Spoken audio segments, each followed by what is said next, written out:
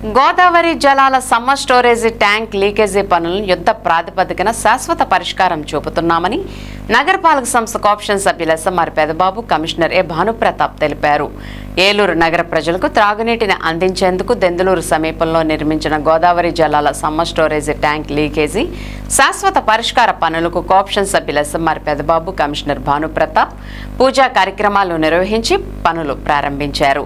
ఈ సందర్భంగా ఎస్ఎంఆర్ పెదబాబు మాట్లాడుతూ గడిచిన సంవత్సర వేసవి కాలంలో ఎవరూ ఊహించని విధంగా సమ్మర్ స్టోరేజీ ట్యాంక్ నుండి లీకేజీ ఏర్పడిందని, శాసనసభ్యులు పడేటి రాధాకృష్ణయ్య, మేయర్ నూజహాన్ చొరవతో, జిల్లా మంత్రి, కలెక్టర్ ఆదేశాలతో, పబ్లిక్ హెల్త్ ఇరిగేషన్ డిపార్ట్మెంట్ ఇంజనీర్ల సలహాతో 3 రోజులు శ్రమించి తాత్కాలికంగా లీకేజీని అరికట్టి నగర ప్రజలకు త్రాగునీటికి ఇబ్బందులు లేకుండా చేయగలిగామని తెలిపారు.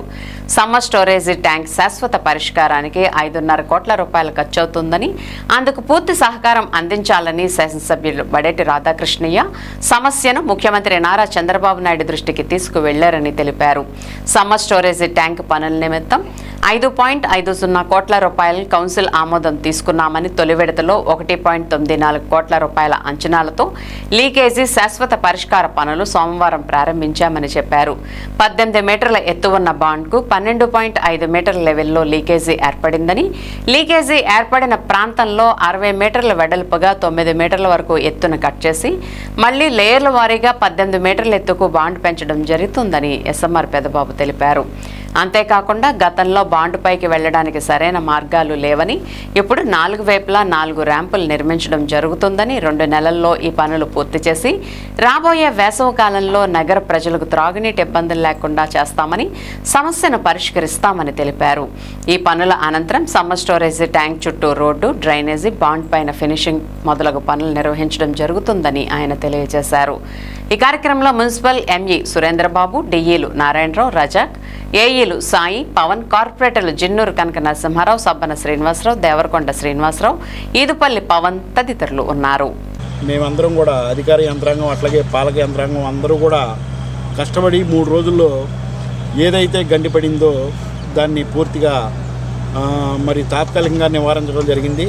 దానిలో భాగంగానే మరి 18 మీటర్లు ఎత్తు లేయర్ల కింద మరి పోయాల్సినటువంటి చెరువు గండి పొట్టాల్సినటువంటి పరిస్థితి శాశ్వతంగా చేయాల్సినటువంటి పరిస్థితి ఉన్నది. కాబట్టి మరి ఆ రోజున అప్పటి నుంచి కూడా వానలు పడినటువంటి సందర్భం.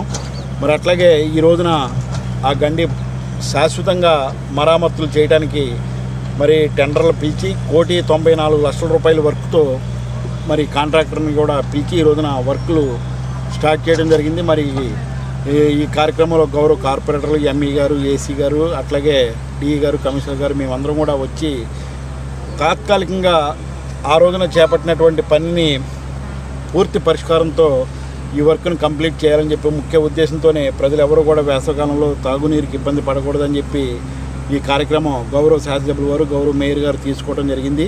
చుట్టూ ఫెన్సింగ్ వేసేటువంటి కార్యక్రమం వీటన్నిటికీ కూడా 5,50 లక్షల రూపాయలు ప్రతిపాదనలు సిద్ధం చేసి కౌన్సిల్ తీర్మానం చేసి గౌరవ సీఎం గారికి పెట్టడం జరిగింది. గౌరవ సీఎం గారు కూడా శాంక్షన్ చేస్తానని చెప్పడం, అట్లాగే రానున్న రోజుల్లో మొత్తం ఈ ట్యాంకు సంబంధించినటువంటి అన్ని వర్కులు కూడా శాశ్వతమైనటువంటి పరిష్కారం చేస్తామని చెప్పి శాసనసభ్యుల వారు అట్లాగే మేయర్ గారు అందరికీ కూడా చెప్పడం జరిగింది.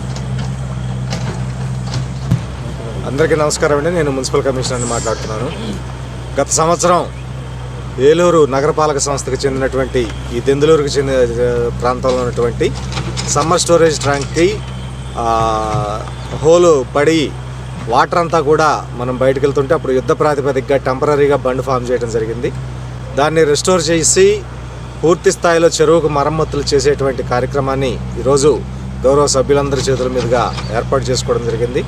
రాబోయే 2-3 నెలల కాలంలో దీని మరమ్మతులన్నీ చేసి వేసవికాలానికి పూర్తి స్థాయిలో కంప్లీట్ చేసి ప్రజలందరికీ కూడా వేసవికాలంలో కూడా 2 పూట్ల తాగునీరు అందించడానికి యంత్రాంగం కృషి చేస్తూ ఉంది. ఆ హెచ్డీ పైప్ లైన్స్ అంతా కూడా పరిచుండటంతో ఇమ్మీడియట్గా పైకి వెహికల్స్ వెళ్ళడానికి, ట్రాక్టర్లు పోవడానికి కూడా కష్టసాధ్యమైంది. ఆ లోపాన్ని కూడా సవరిస్తూ చెరువు చుట్టుపక్కల అనేకమైనటువంటి ప్రాంతాల్లో ఎక్కడి బండ్లు అక్కడే పైకెక్కే విధంగా ర్యాంపులు కూడా నిర్మించడం జరుగుతుంది.